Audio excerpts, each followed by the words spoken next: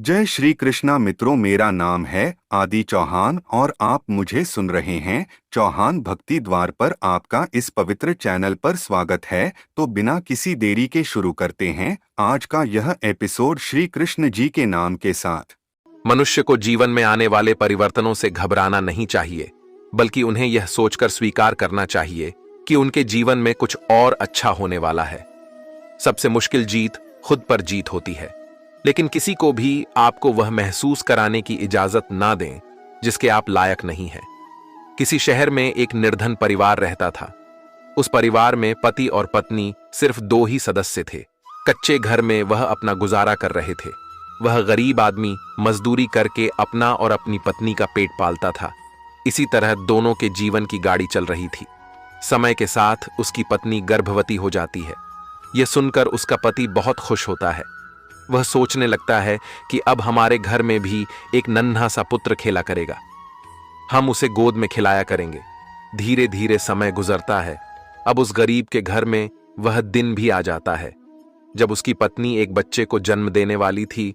उसे उसका पति एक अस्पताल में भर्ती कराता है। प्रसव का समय जब निकट आता है तो इधर वह गरीब आदमी अपने होने वाले बच्चे को लेकर मन में सपने संजोता है। तब तक उसके पास यमराज का बुलावा आ जाता है। उसकी एक दुर्घटना में मृत्यु हो जाती है। शहर के कुछ लोग इधर उस आदमी का अंतिम संस्कार करते हैं, तो दूसरी तरफ उसकी स्त्री अस्पताल में अपने बच्चे को जन्म दे रही होती है। जब उस बेचारी को यह खबर मिलती है कि उसके पति की मृत्यु हो गई है तो उसका कलेजा फट जाता है। उस बेचारी का दुनिया में सिर्फ उसका पति ही तो था। अब वह भी उसे छोड़कर चला गया था। अब तो वह सिसक सिसक कर रो पड़ती है कि हे भगवान, यह तूने कैसा मेरे ऊपर दुखों का पहाड़ गिरा दिया। मेरा जो सहारा था उसे ही मुझसे छीन लिया। कम से कम इस बच्चे का तो ख्याल किया होता जिसका अभी जन्म भी नहीं हुआ है। पैदा होने से पहले ही तुमने उसके सर से पिता का साया हटा दिया। अब कौन इस बच्चे का पालन पोषण करेगा। वह दुखियारी अस्पताल में ही अपने पति को याद करके बुरी तरह से रो रही थी। उसे समझ में नहीं आ रहा था कि संतान के आने की खुशी व्यतीत करूं या पति के जाने का दुख। शहर के कुछ लोगों ने उसे समझाया, बहन, जन्म मृत्यु सब विधाता के हाथ में होता है, इसमें मनुष्य का कोई जोर नहीं चलता। यह भी कहा जाता है कि परमात्मा जो करता है अच्छा ही करता है, इसलिए जो चला गया उसका शोक छोड़िए और यह जो आया है उसके बारे में सोचिए। इधर कई तरीकों से लोग उस गरीब महिला को समझाते हैं। कुछ ही देर में उसने एक सुंदर से पुत्र को जन्म दिया। बेटे को देखकर उसका कुछ दुख हल्का होता है। वह सोचती है कि अब मैं इस पुत्र को पाल पोस कर बड़ा करूंगी, यही मेरा सहारा बनेगा। अब वह अपने बच्चे को लेकर अपने घर आ जाती है। नगर के कुछ लोगों ने उस महिला की कुछ दिन तक मदद करी, लेकिन कौन हमेशा मदद करता है। जब कुछ दिन बीते तो मददगार भी पीछे हट गए। अब वह अपने बच्चे को लेकर बिल्कुल अकेली पड़ गई। वह समझ गई थी कि दूसरों की मदद से कितने दिन तक जीवन जिया जा सकता है। यदि हमें जीना है और इस बच्चे को पालना है तो खुद जिम्मेदारी उठाना होगी, खुद कोई काम करना पड़ेगा। इस प्रकार वह महिला दूसरों के घरों में अपने लिए साफ सफाई का काम तलाश लेती है। काम करके जो पैसे मिलते थे उनसे वह अपना और अपने बच्चे का पेट पालने लगी। समय के साथ धीरे धीरे उसका पुत्र बड़ा होने लगता है। जब वह बालक 4 वर्ष का हो जाता है तो उसकी मां उसे पढ़ाने के लिए नगर के सरकारी विद्यालय में उसका दाखिला करा देती है। उसने सोचा कि मैं अपने बच्चे को पढ़ा लिखाकर इस काबिल बना दूंगी कि उसे कभी किसी के आगे हाथ ना फैलाने पड़े। दोस्त, मेहनती मनुष्य के लिए कोई लक्ष्य दूर नहीं होता। पढ़े लिखे विद्वान के लिए कोई जगह विदेश नहीं होती और मीठा बोलने वाले के लिए कोई पराया नहीं होता। अब इस प्रकार वह महिला मेहनत मजदूरी करके अपने बच्चे को पढ़ाने लगती है। बच्चा भी ठीक से समझता था कि उसके घर में केवल मां ही है। परिवार का खर्च चलाने वाला उसका पिता उसके जन्म से पहले ही चला गया है, इसलिए वह पढ़ाई भी खूब मन लगाकर करता था। धीरे धीरे बच्चे की उम्र 11 वर्ष की हो जाती है। एक दिन की बात है, वह स्त्री बहुत बीमार पड़ जाती है। उसने सोचा कोई छोटी मोटी बीमारी होगी, इसीलिए कभी उस पर ध्यान नहीं दिया, लेकिन उसकी हालत दिन पर दिन खराब होती चली गई। बीमार होने की वजह से वह काम पर भी नहीं जा पाती थी। घर में इतने पैसे भी नहीं थे कि कहीं अपना ठीक से इलाज करा लेती। मां को अत्यंत बीमार देखकर बेटे को बहुत चिंता होती है। वह बालक कहता है, मां, तुम चिंता मत करो, मैं तुम्हारे लिए अभी डॉक्टर के पास से दवाई लेकर आता हूं, तुम उसे खा लेना, फिर तुम जल्दी ही ठीक हो जाओगी। अपने बेटे की बात सुनकर मां की आंखें भर आती हैं। वह कहने लगी, बेटा, अब तुम्हें कहीं जाने की जरूरत नहीं है, मेरा भी अब समय आ गया है। मैं तुम्हारे पिता के पास जाना चाहती हूं, लेकिन जाने से पहले तुम मेरी एक बात हमेशा याद रखना। जब तेरा जन्म नहीं हुआ था तब तेरे पिता ने और मैंने एक सपना देखा था कि हम अपने बच्चे को पढ़ा लिखा कर इतना काबिल बना देंगे कि उसे हमारी तरह गरीबी भरी जिंदगी ना जीनी पड़े। लेकिन बेटा, मैं उस सपने को पूरा नहीं कर पाई।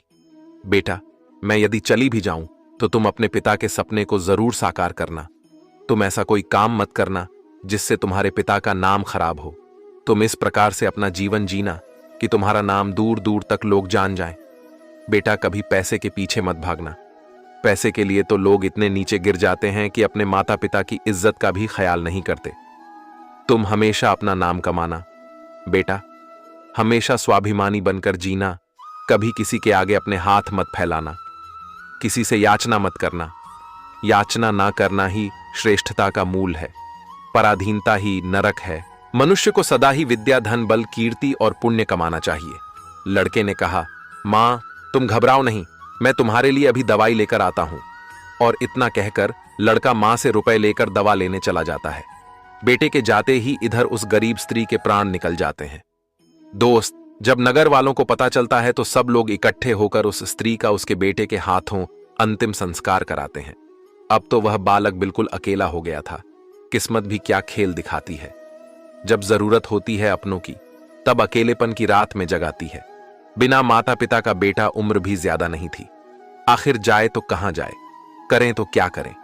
दूर के जो रिश्तेदार थे उन्होंने भी उस बालक पर ध्यान नहीं दिया। आखिर वो गरीब जो था, लेकिन वह बच्चा अकेले ही अपने जीवन की राह पर चल देता है। उसने कभी हार नहीं मानी। जो पैसे मां छोड़ गई थी, कुछ दिन तक उन पैसों से अपना गुजारा चलाता रहा। कुछ दिन के बाद वह पैसे खत्म हो जाते हैं। घर में भी कुछ नहीं था। अब तो एक ही चारा था कि कुछ काम धंधा किया जाए, तभी भोजन की व्यवस्था होगी, तभी स्कूल की फीस भरी जाएगी। लड़के को अपनी मां की बात अच्छी तरह याद थी। उसकी मां ने कहा था कि बेटा, कितना भी बुरा वक्त आ जाए पर किसी के आगे हाथ मत फैलाना, मेहनत करके ही अपना जीवन यापन करना। लड़के को अपनी मां की यह बात अच्छी तरह याद थी, इसलिए वह कभी किसी के आगे भीख नहीं मांगता था। विद्यालय से आने के बाद वह किसी के खेतों में काम करने चला जाता, कभी किसी की चाय की दुकान पर काम कर लेता और वहां से कुछ पैसे मिलते तो अपने विद्यालय की फीस भर देता था और अपने खाने पीने की सामग्री खरीद लाता था। इस प्रकार छोटी सी आयु में वह बच्चा पढ़ाई भी करता था और मजदूरी भी करता था। धीरे धीरे कुछ साल ऐसे ही निकल जाते हैं। बच्चा अब अपने नगर से निकलकर कस्बे में पढ़ने लगता है। तब उसकी कॉपी किताबों का विद्यालय की फीस का खर्चा बढ़ जाता है। लेकिन उस बालक ने हिम्मत नहीं हारी। रोजाना विद्यालय जाता था। वह जो भी कमाता था उसकी सारी कमाई पढ़ने लिखने में ही लग जाती थी और जो कुछ थोड़ा बहुत बचता था उससे अपना पेट भर लेता था। अगर वह कहीं कोई स्थायी काम करता तो उसकी पढ़ाई छूट जाती थी और पढ़ाई करता तो पेट भरने के लिए भी कुछ नहीं था। इसलिए साथ ही साथ वह दोनों काम करता था। विद्यालय से आकर वह इधर काम करने चला जाता था। एक दिन की बात है, वो बच्चा विद्यालय से पढ़कर घर वापस लौटा। फिर उसके बाद काम की तलाश में चला गया, लेकिन उस दिन उसे कोई काम नहीं मिला। पूरा दिन निकल गया। हारा थका शाम को घर आकर सो गया। आज कुछ काम नहीं मिला तो खाना कहां से खाता। जो पैसे थे उनसे वह पहले ही विद्यालय की फीस भर चुका था। उसकी स्थिति तो यह थी कि रोज कमाया रोज खाया। जब उस दिन उसे कोई काम नहीं मिला तो बेचारे को भूखे पेट रहना पड़ा। केवल पानी पीकर सो गए। अब सुबह भूखा ही विद्यालय चला जाता है और विद्यालय की छुट्टी के बाद जब घर आता है तो फिर किसी काम की तलाश में निकल पड़ता है। सोचता है कल नहीं मिला, लेकिन आज मुझे कोई ना कोई काम जरूर मिल जाएगा। लेकिन दुर्भाग्य ने उसका पीछा नहीं छोड़ा। उस दिन भी उसे कोई काम नहीं मिला। आज उसे फिर भूखा पेट सोना पड़ा।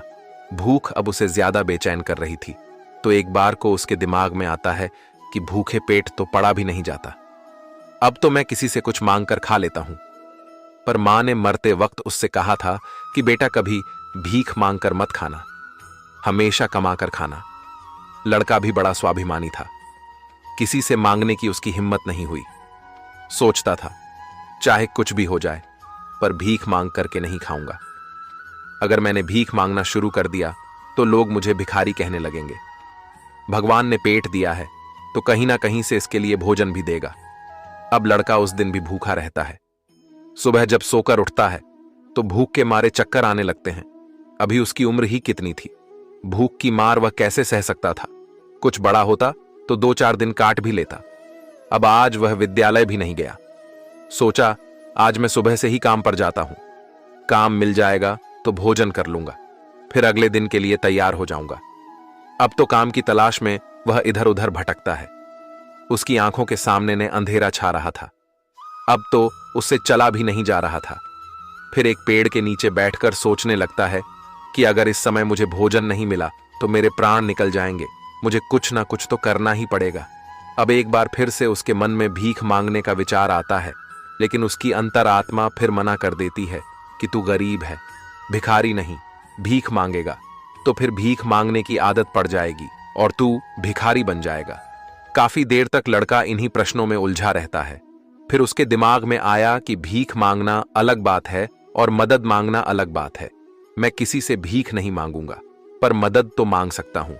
भीख मांगना तो वह है जो मांगकर फिर लौटाया नहीं जाता, पर मदद मांगना वह है जो आप कभी भी लौटा सकते हो। लड़के ने सोचा कि मैं आज किसी से मदद मांग लेता हूं, जब मुझे काम मिल जाएगा तो मैं लौटा दूंगा। अब लड़का वहां से चलता है तो उसे नगर के बाहर एक बड़ा सा घर दिखाई देता है। लड़का उस द्वार पर जाकर द्वार को खटखटा है। तब घर के अंदर से एक महिला निकलती है। महिला ने द्वार पर देखा कि एक 10-11 वर्ष का बड़ा ही उदास सा मासूम सा लड़का खड़ा है। पहले तो वह महिला उस लड़के से पूछती है कि बेटा तुमने दरवाजा क्यों बजाया, क्या कुछ काम है? लड़का दोनों हाथ जोड़कर कहता है, मां जी, मैंने दोपहर के समय आपको तकलीफ दी, इसके लिए क्षमा चाहता हूं। तब वह महिला पूछती है, बेटा क्या तुम्हें कुछ चाहिए? मैं तुम्हारी क्या मदद कर सकती हूं? वह महिला भी एक बच्चे की मां थी, इसलिए ममता का भाव उसके शब्दों में था। उस महिला के पूछने पर एक बार तो लड़के के मन में यह आया कि चलो इन मां जी से मैं कह ही देता हूं कि मैं 2-3 दिन से भूखा हूं और भोजन न मिलने के कारण बहुत परेशान हूं। लेकिन उसके स्वाभिमान ने उसे रोक लिया और वह भोजन की जगह पान। लेकिन वह महिला बहुत समझदार थी। उसने जब लड़के को देखा तो वह समझ गई कि बालक बहुत भूखा है। वह कहती है, बेटा तुम थोड़ी देर रुको, मैं तुम्हारे लिए पानी लेकर आती हूं।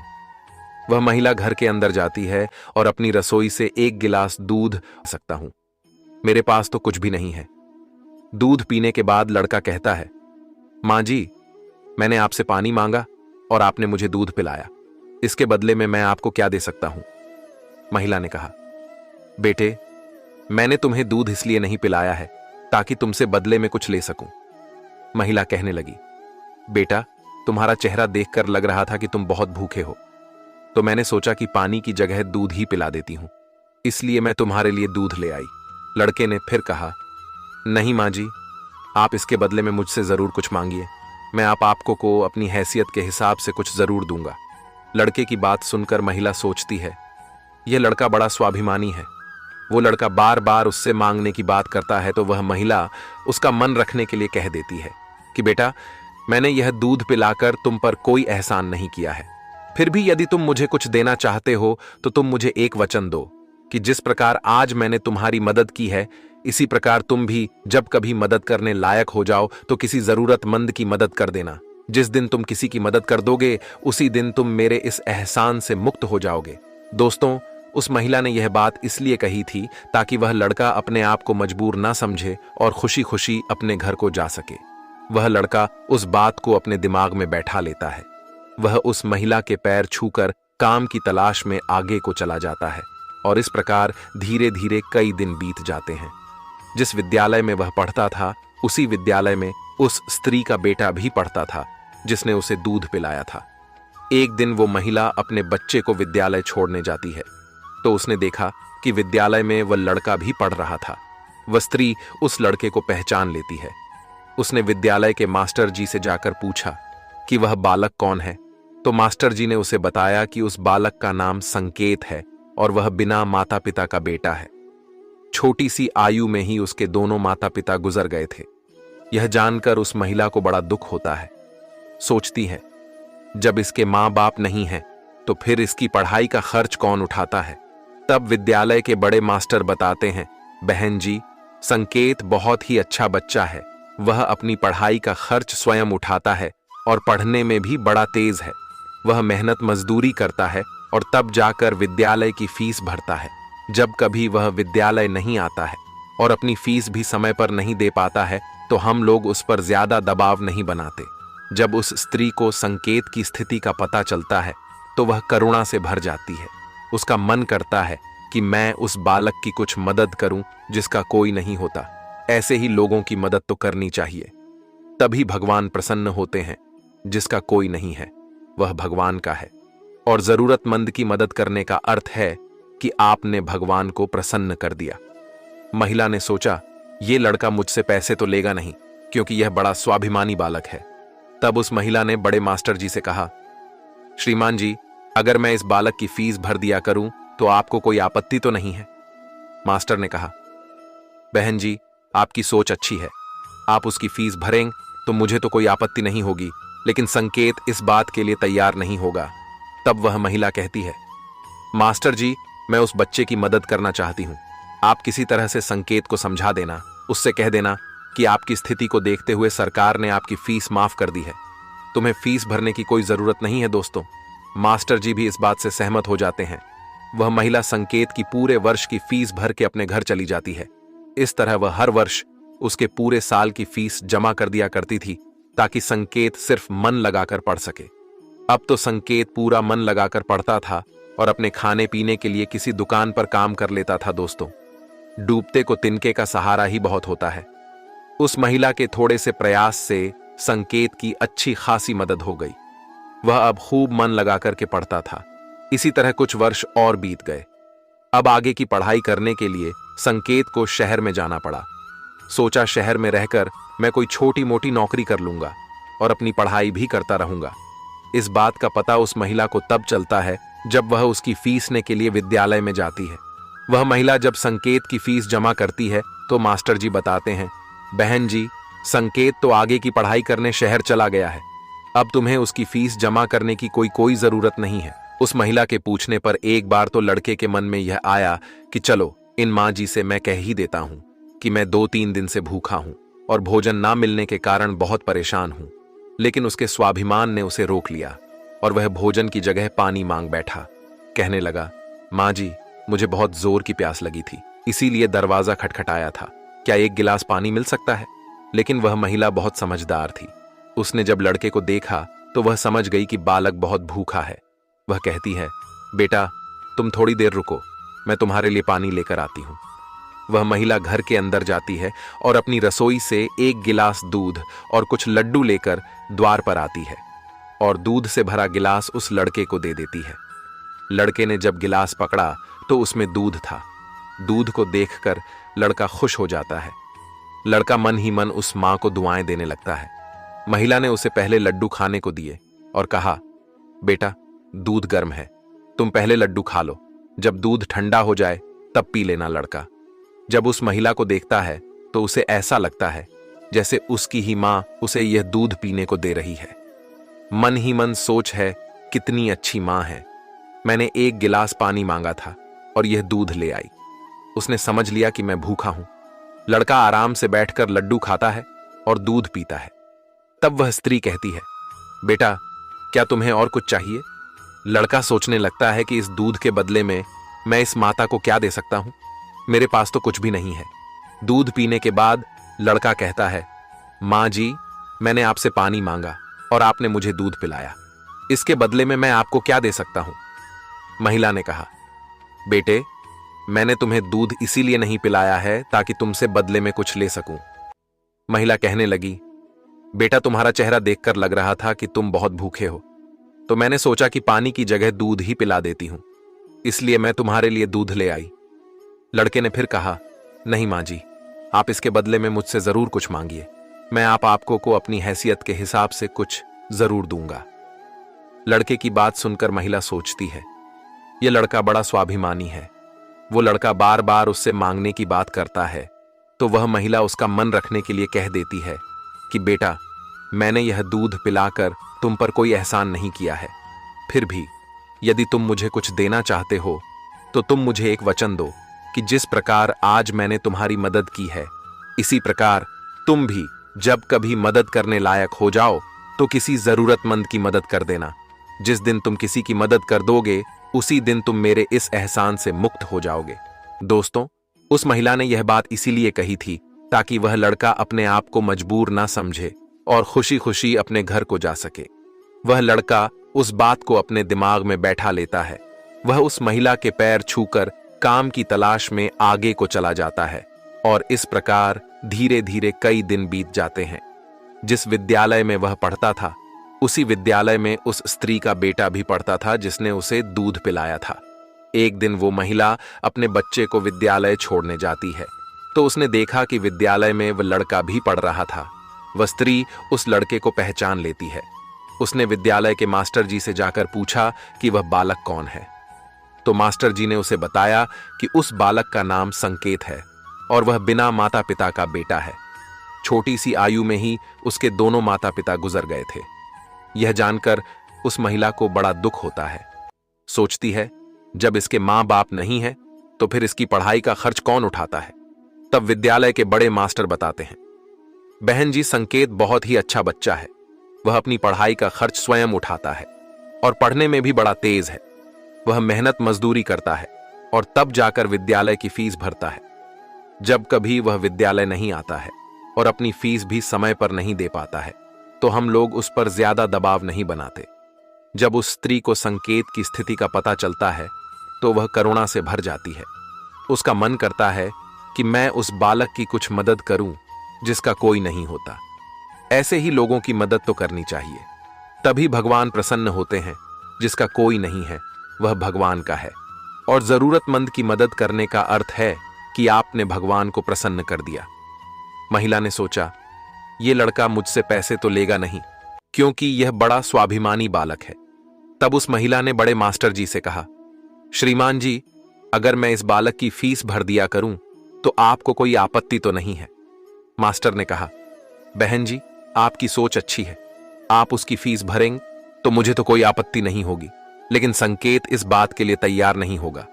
तब वह महिला कहती है, मास्टर जी, मैं उस बच्चे की मदद करना चाहती हूं।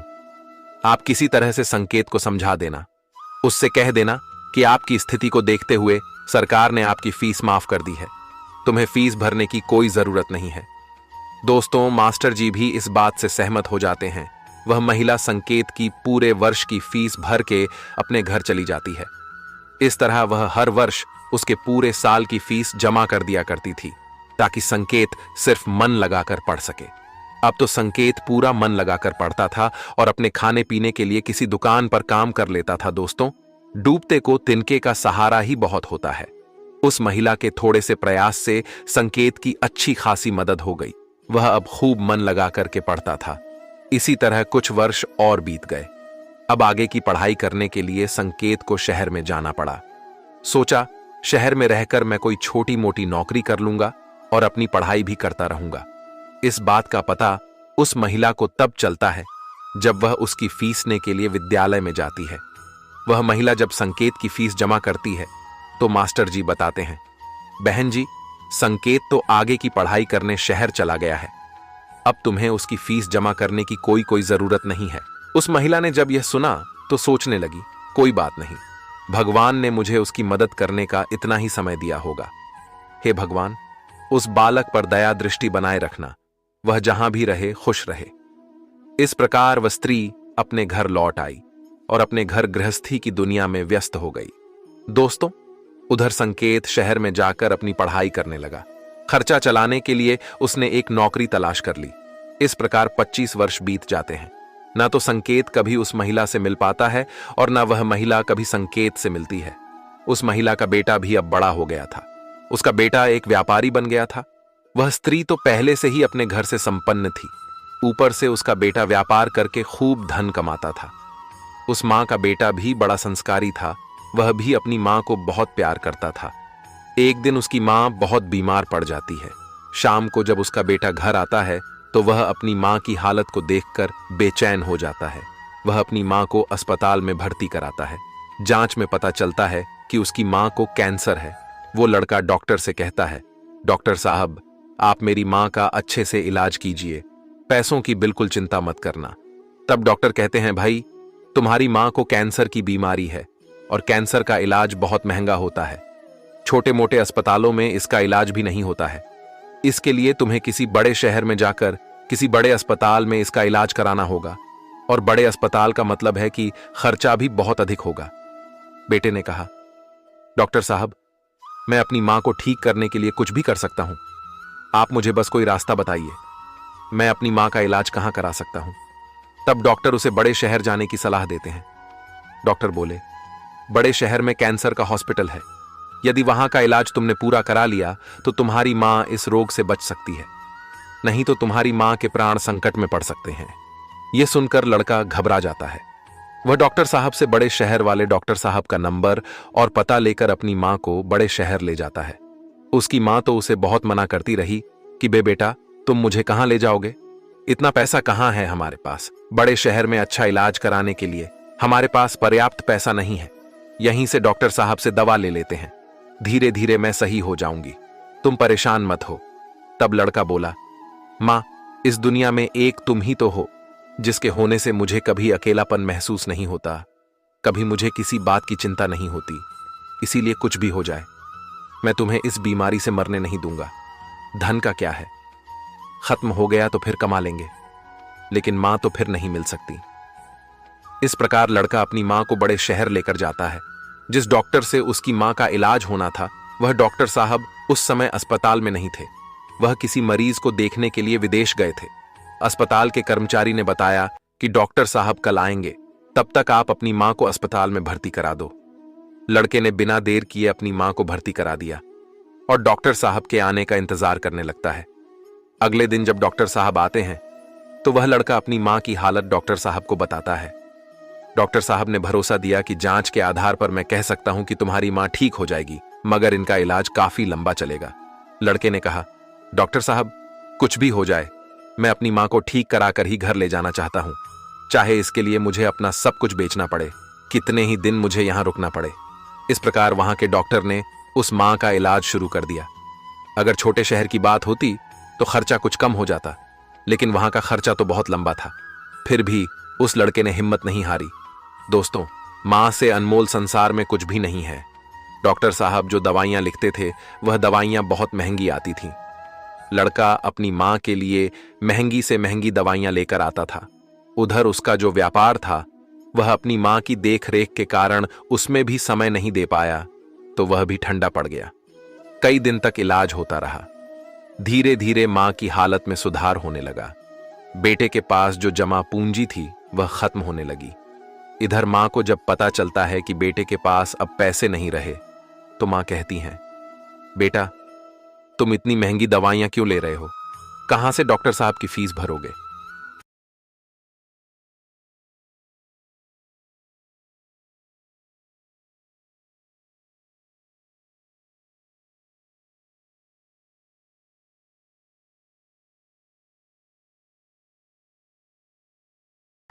वो लड़का अपनी मां का इलाज निरंतर जारी रखता है और धीरे धीरे 1 महीना बीत जाता है। वहां पर एक बात बड़ी ही विचित्र थी।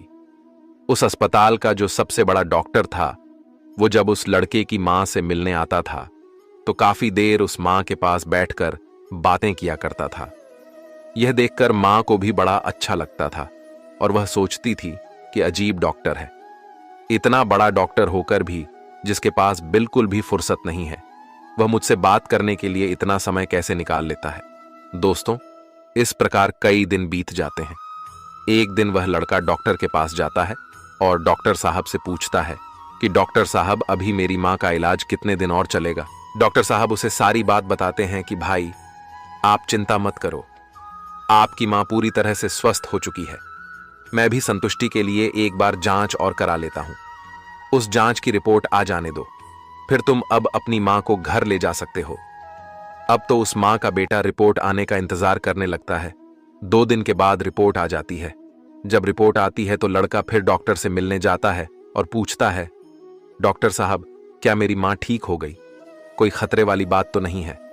तब डॉक्टर साहब कहते हैं, भाई चिंता मत करो, रिपोर्ट अच्छी आई है, तुम्हारी मां पूरी तरह से ठीक हो गई है, अब आप इन्हें अपने घर ले जा सकते हो। डॉक्टर की बात सुनकर बेटा खुश हो जाता है और डॉक्टर साहब को बहुत धन्यवाद देता है। लड़का अपनी मां के पास जाता है और सोचता है कि भगवान का लाख लाख धन्यवाद कि मेरी मां बच गई, मेरी मेहनत सफल हो गई। यही बात वह अपनी मां को बताने के लिए जाता है और मां से कहता है कि मां, तुम पूरी तरह से ठीक हो गई हो, अब हम जल्द ही अपने घर जाने वाले हैं। ये बात सुनकर मां भी बड़ी खुश हो जाती है, लेकिन अगले ही पल वह यह सोचकर उदास हो जाती है कि मैं तो ठीक हो गई हूं, लेकिन इस अस्पताल का जो बिल होगा वह लाखों में होगा। कैसे मेरा बेटा चुका पाएगा? इतनी मोटी रकम की व्यवस्था वह कहां से करेगा? उसके पास जो जमा पूंजी थी वह तो सब इलाज में खर्च हो गई। मां को उदास देखकर बेटा समझाता है, मां तुम क्यों उदास होती हो? मैं अपना सब कुछ बेचकर आपके इलाज का बिल चुका दूंगा, घर मकान तो बाद में भी बना लूंगा, इसलिए मां तुम्हें इन बातों की चिंता करने की कोई जरूरत नहीं है। बेटा अपनी मां को बहुत समझाता है, मगर मां तो मां होती है, उसका अपने बेटे के लिए चिंता करना स्वाभाविक था। मां सोचने लगती है कि मेरा बेटा यदि सब कुछ बेच देगा तो फिर वह आगे अपना जीवन कैसे चलाएगा, इसके भविष्य का क्या होगा? वो मां रात भर यही सोचती रही। चिंता करते करते मां और बेटा दोनों की रात निकल गई। जब अगला दिन होता है और उसकी मां की छुट्टी का समय होता है तो अस्पताल का एक कर्मचारी एक लिफाफा लेकर मां बेटे के पास आता है और उस महिला के बेटे से कहता है कि डॉक्टर साहब ने आपके लिए यह बिल का लिफाफा भेजा है, आप इस बिल को ठीक से देख लो और इस बिल को चुका कर तुम अपनी मां को अपने घर ले जाओ। बिल का लिफाफा देकर वह अस्पताल का कर्मचारी तो चला गया। अब वह लड़का उस बिल के लिफाफे को खोल हुए सोचता है कि पता नहीं कितना बिल होगा। बेटे को चिंता में देखकर मां भी परेशान हो जाती है। मां एकदम से बेटे के हाथ से वह बिल का कागज छीन लेती है। मां उस बिल को खोलकर देखती है। उधर अस्पताल के जो सबसे बड़े डॉक्टर थे वह भी उस समय वहीं पर पहुंच जाते हैं। इधर मां ने जब उस लिफाफे को खोलकर देखा तो उसमें एक छोटी सी पर्ची रखी हुई थी। उस पर्ची पर लिखा हुआ था, मां जी, आपने अपने बी का भुगतान तो 25 साल पहले ही कर दिया था, जब आपने 2 दिन के भूखे बच्चे को 1 गिलास दूध और लड्डू खिलाए थे और अगले 5 साल तक उस बच्चे की विद्यालय की फीस भी भरी थी। पर्ची को पढ़ते ही महिला की आंखें फटी की फटी रह जाती हैं। जब उस मां का बेटा पूछता है, मां, डॉक्टर साहब ने कितना बिल दिया है? तो मां उस पर्ची को अपने बेटे को देती है। बेटा जब उसे पढ़ता है तो वह भी हैरान रह जाता है। लड़का अपनी मां से पूछता है, मां, क्या तुम डॉक्टर साहब को पहले से जानती हो? डॉक्टर साहब से तुम्हारी जान पहचान कब हुई थी? तब मां कहती हैं, बेटा मैं इन्हें पहले से नहीं जानती हूं, अभी पता चला है।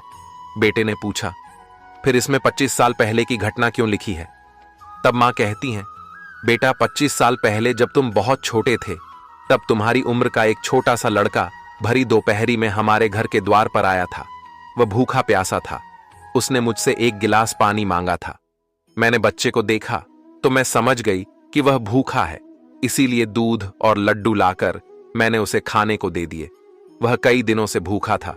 उसने दूध तो पी लिया, पर वह मुझसे कहने लगा कि मां, तुम्हारा यह ऋण मैं कैसे चुका पाऊंगा।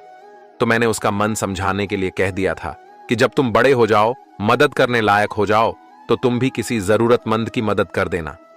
मुझे क्या पता था कि वही लड़का जिसे मैंने 1 गिलास दूध पिलाया था वह 25 साल बाद इतना बड़ा डॉक्टर बनकर मेरी मदद करेगा।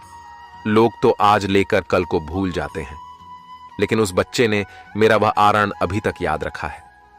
मैं इस बात को सोचकर बड़ी हैरान हूं कि डॉक्टर साहब ही वह बच्चा है। इधर मां बेटे आपस में बातचीत कर रहे थे, उधर वह डॉक्टर साहब उनके पीछे खड़े होकर उनकी बातें सुन रहे थे। उनकी आंखों में आंसू थे और बचपन का वह समय उन्हें याद आ गया जब वह भूखे प्यास से उस मां के द्वार पर पहुंचे थे। डॉक्टर साहब आगे बढ़कर उस मां को प्रणाम करते हैं और माताजी के पास बैठ जाते हैं। कहते हैं, माँ, आपके कहे हुए शब्द आज भी मेरे कानों में गूंजते हैं। मैंने तुम्हारे उन्हीं शब्दों को अपना संस्कार बनाया। मैंने अपनी जिंदगी में बहुत दुख देखा है, लेकिन कभी हिम्मत नहीं हारी। मैं तुम्हारा बहुत बड़ा कर्जदार हूं। यदि तुम मेरे विद्यालय की फीस नहीं भरती तो आज मैं इतना बड़ा डॉक्टर नहीं बना बैठा। हाँ होता माँ, ये तुम्हारी ही देन है।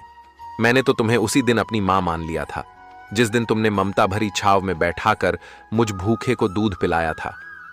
इतना कहने के बाद डॉक्टर साहब वह सारे पैसे लौटा देते हैं जो माँ की दवाई में खर्च हुए थे, और बूढ़ी माँ के चरणों में अपना सर रख देते हैं। वह माँ डॉक्टर साहब को उठाकर अपने सीने से लगा लेती है। डॉक्टर साहब और बूढ़ी माँ की आंखें आंसुओं से भरी हुई थीं। जब यह दृश्य अस्पताल के सारे लोग देखते हैं तो सब देखकर हैरान रह जाते हैं। सबकी आंखें नम हो जाती हैं। दोस्त, यह 4 बातें जो भी व्यक्ति समझ लेगा वह कभी गरीब नहीं रहेगा। पहली बात, मनुष्य को जीवन में आने वाले परिवर्तनों से घबराना नहीं चाहिए, बल्कि उन्हें यह सोचकर स्वीकार करना चाहिए कि उनके जीवन में कुछ और अच्छा होने वाला है। इन परिवर्तनों से मनुष्य बहुत कुछ सीखता है और वो सही राह पकड़ लेता है। जो अपने साथ हुई घटनाओं से टूट जाता है वह कभी आगे नहीं बढ़ पाता। दूसरी बात, अंधेरा चाहे कितना ही घना हो, एक छोटा सा दीपक उसे मिटा डालता है। उसी तरह अगर जीवन में कुछ अंधेरा आ जाए तो ज्ञान रूप दीपक से अंधेरे को मिटाकर सही रास्ता ढूंढा जा सकता है। ज्ञान वो निधि है जो रंग से राजा बना देती है, भटके को सही मार्ग दिखा देती है। तीसरी बात, आप दूसरों का भला कीजिए, दूसरों पर दया करिए। तुम्हारा भला अपने आप होता चला जाएगा। आपको अपने जीवन में अगर किसी की मदद करने का सौभाग्य मिले तो जरूर करना। कहते हैं, डूबते को तिनके का सहारा बहुत होता है। आपकी छोटी सी मदद से किसी का जीवन ही बदल सकता है। आपका छोटा सा योगदान किसी के लिए वरदान भी हो सकता है। मुसीबत पड़े तो घबराना मत। जब एक रास्ता बंद होता है तो 10 खुल जाते हैं। जीवन में निखार तभी आता है जब मनुष्य दुख और मुसीबत की भट्टी में तपता है। कष्ट सहन करने के बाद ही मनुष्य को अनुभव मिलता है, और यह अनुभव बहुत काम आता है। चौथी बात, मनुष्य के दिन चाहे कैसे भी हो, चाहे कितनी भी कठिनाइयां उसके जीवन में आए, परंतु उसे कभी भीख मांगकर खाना नहीं चाहिए। भीख मांगकर खाने वाला अपनी ही नजरों में गिर जाता है, और जब वह भीख मांगकर खाता है तो उसकी आदत हो जाती है बिना मेहनत किए खाने की। इसलिए मनुष्य को हमेशा मेहनत करके ही खाना चाहिए, तभी मनुष्य सफल और आत्मनिर्भर बनता है। किसी को मदद की जरूरत हो तो आप सबसे पहले उसकी मदद करें, लेकिन अगर आपको मदद की जरूरत हो तो आपको किसी से मदद मांगने की जरूरत ना हो। आप खुद ही अपनी मदद करने की काबिलियत रखें। आत्मसम्मान आपकी आवाज है, इसे बुलंद रखें। दूसरों पर ध्यान देने से बेहतर है खुद में रहो, खुद को समझो और आगे बढ़ो। आत्मसम्मान एक ऐसा कवच है जिसे कोई आपसे छीन नहीं सकता। जो कोई खुद से प्यार नहीं कर सकता वह किसी और से भी प्यार करने के लायक नहीं। उसकी इज्जत कभी मत करो। जो आपकी इज्जत की कदर न करे उसे अहंकार मत समझना, उसे आत्मसम्मान कहते हैं। अगर आपको अपने सम्मान की कोई फिक्र नहीं तो दूसरों को दोष देना बेकार है। किसी भी चीज के लिए अपनी अहमियत को कम मत समझो, क्योंकि आत्मसम्मान से बड़ा और कुछ नहीं है। अगर आप चाहते हो दुनिया आपकी इज्जत करे तो सबसे पहले आपको अपनी इज्जत करनी होगी। जब आत्मसम्मान की बात होती है तो दोस्त को छोड़ना कोई बड़ी बात नहीं है। अगर कोई आपका अपमान करे तो उसका भी शुक्रिया अदा करें, क्योंकि वह इंसान आपको आपकी जिंदगी की सच्चाई बता रहा है। ज्यादातर लोग उन चीजों की कदर नहीं करते जो उन्हें आसानी से मिली हो, लेकिन खो देने के बाद पछताते हैं। आत्मसम्मान हो तो ऐसा हो कि अगर सम्मान उन लोगों का करना चाहिए जो सब लोगों का सम्मान करना जानते हो, ना कि हर वक्त बस सबका अपमान करना पसंद करते हो। अपने आत्मसम्मान के लिए दूसरों के आत्मसम्मान को कम मत समझना। अपनी काबिलियत को इतना तराश हो कि अपमान की कोई गुंजाइश ही ना रहे। दूसरों के लिए कभी अपने उसूलों के साथ समझौता ना करें। अपने आत्मसम्मान की सुरक्षा खुद करें। किसी को भी इतनी इजाजत ना दे कि वह आपका अपमान करे, वह भी सिर्फ इस वजह से कि आप उनसे प्यार करते हैं। जब आपको लगे कि दूसरों को समझना मुश्किल है, तब आप खुद को समझना शुरू करें। दूसरों की भावनाओं का अपमान करते वक्त इतना याद रखें कि जो चीज आपके लिए कुछ नहीं वह दूसरों के लिए बहुत कुछ हो सकती है। कमी अगर अपने आप में हो तो दूसरों को दोष देकर कोई फायदा नहीं। बस एक बार खुद को समझना शुरू कर दो, किस्मत आपको संवारना शुरू कर देगी। भरोसा करो कि जो काम तुम कर रहे हो वह सबसे अच्छा कर रहे हो। भरोसा करो, आपका काम कमाल ही होगा। ख्वाहिश नहीं है कि हर कोई तारीफ करे, लेकिन कोशिश यही है कि कोई अपमान ना करे। उम्र में हम तभी बड़े हो जाते हैं जब इज्जत हमें प्यार से ज्यादा प्यारी लगने लगती है। इज्जत और तारीफ मांगने से नहीं, कमाने से मिलती है। अमीर हो या गरीब, आत्मसम्मान पाने का हक सभी का होता है। हर किसी के सामने झुकना सही नहीं होता, और जो नजरअंदाज करें उसके पास रुकना सही नहीं होता। रिश्ते वही होते हैं जहां समझ होती है, समझौते नहीं। जिंदगी में कुछ ऐसा जरूर कर लेना चाहिए कि अगर किसी को मदद की जरूरत हो तो उसको आप ही याद आओ। अपने काम खुद करना सीख लो, अपनी जिम्मेदारियों को पहचानना सीख लाए, क्योंकि दुनिया भी उसी का सम्मान करना पसंद करती है जो दूसरों के दम पर नहीं, अपने दम पर चलना जानते। अगर सम्मान पाने की ख्वाहिश है तो पहले सम्मान कमाना सीखो। लोगों को उतना ही बोलो जितना सुनने की हिम्मत रखो। सिर्फ बोलने की हिम्मत नहीं होनी चाहिए, सुनने की भी हिम्मत होनी चाहिए। उनका सम्मान हमेशा करो जो अपना काम छोड़कर आपको वक्त देते हैं। खुद को इतना बेहतर बनाओ कि जो लोग आपका अपमान करते थे वो लोग आपका सम्मान करने के लिए मजबूर हो जाएं। आत्मसम्मान की ख्वाहिश रखना अच्छा बात, लेकिन इसको कमाना उतना ही जरूरी है। दुनिया को जानने से बेहतर है खुद को जाने। जब आप खुद को जानना शुरू कर दोगे, दुनिया आपको मानना शुरू कर देगी।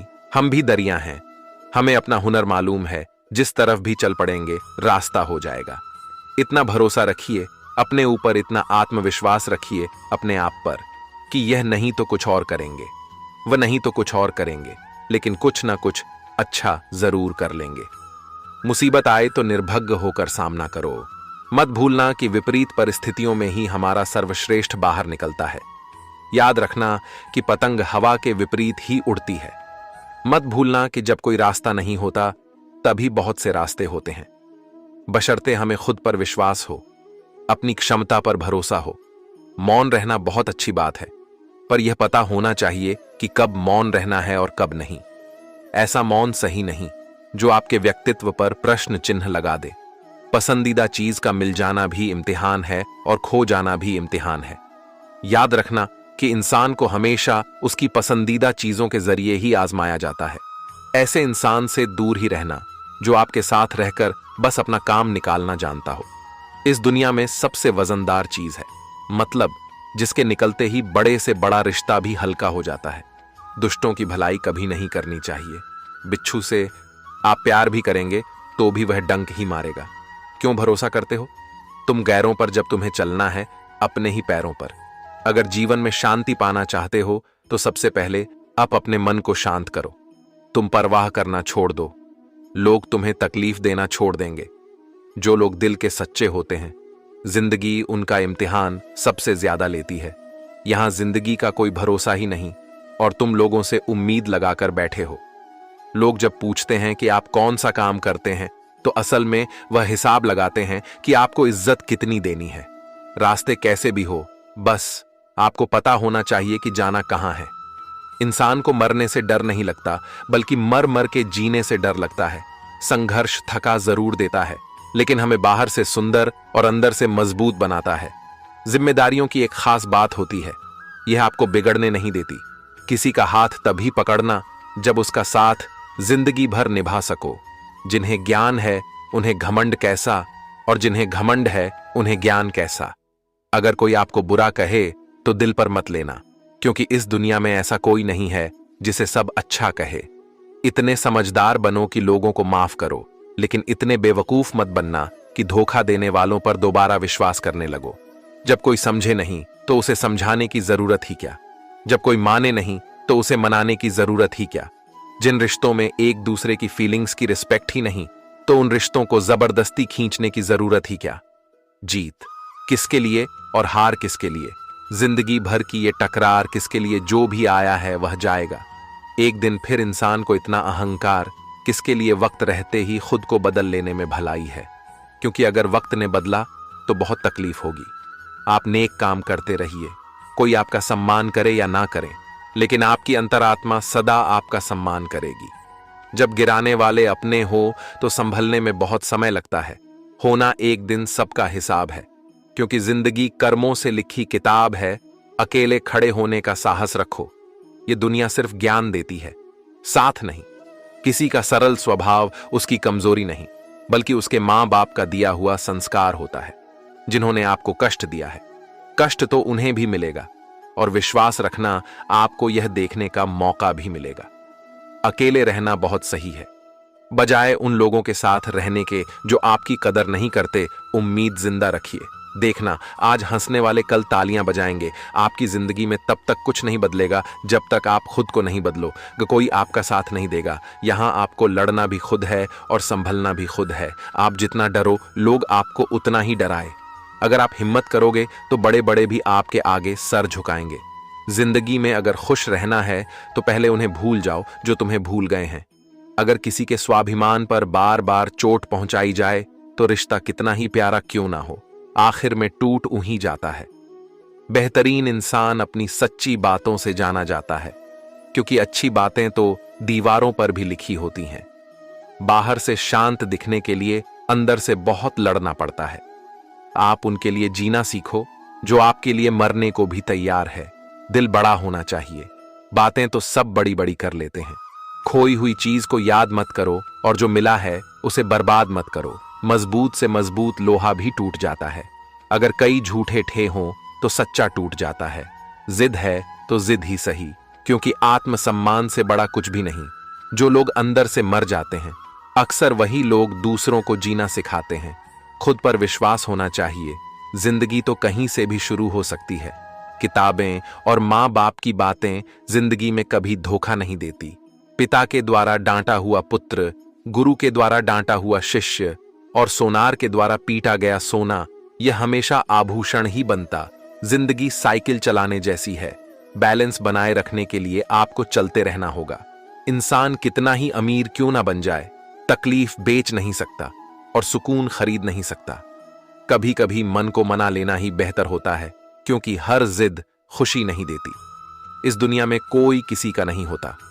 हम सोचते हैं कोई तो है जो सिर्फ हमारा है, पर वक्त आने पर वह भी हमारा नहीं होता। सुखी होने के चक्कर में जो पूरी उम्र दुखी रहता है, उसी का नाम है इंसान। दूसरों की गलतियां ढूंढने के लिए भेजा चाहिए, पर खुद की गलती ढूंढने के लिए कलेजा चाहिए। दूसरा कितना बुरा है, इसका अंदाजा तो कोई भी लगा लेता है, पर खुद कितने बुरे हैं, इसका अंदाजा किसी को नहीं। जिसके पास अपने हैं वह अपनों से झगड़ते हैं, जिसका अपना कोई नहीं वह अपनों को तरसते हैं। जो बात आपको कमजोर करती है वो है दूसरों में अपना सहारा ढूंढना। हम सहारे खोजते हैं ताकि मुश्किल वक्त में वह हमारे काम आ सके, पर मजे की बात तो यह होती है कि मुश्किल वक्त में हम अकेले ही होते हैं। इसलिए नहीं कि लोग मतलबी हैं, बल्कि इसलिए कि हमने उनसे उम्मीदें लगा रखी हैं।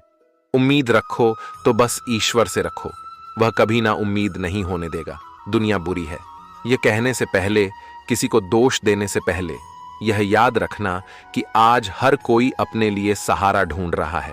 तो ऐसे में कोई आपका सहारा कैसे बनेगा? बनना है तो हमेशा मर्यादा में रहो, क्योंकि किसी भी बड़ी कंपनी के पीछे सदा ही लिमिटेड लगा होता है।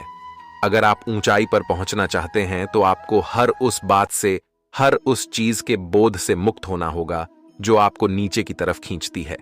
समय ना तो यह कहता है कि धीरे चलिए, ना यह कहता है कि तेज चलिए। वह तो सिर्फ यह कहता है कि मेरे साथ चलिए। समय और शब्द दोनों का उपयोग लापरवाही से मत करो। ये दोनों ना तो दोबारा आएंगे, ना दोबारा मौका देंगे। जब समय तुम्हारा इंतजार नहीं करता तो तुम समय का इंतजार क्यों करते हो? याद रखो, जो समय चल रहा है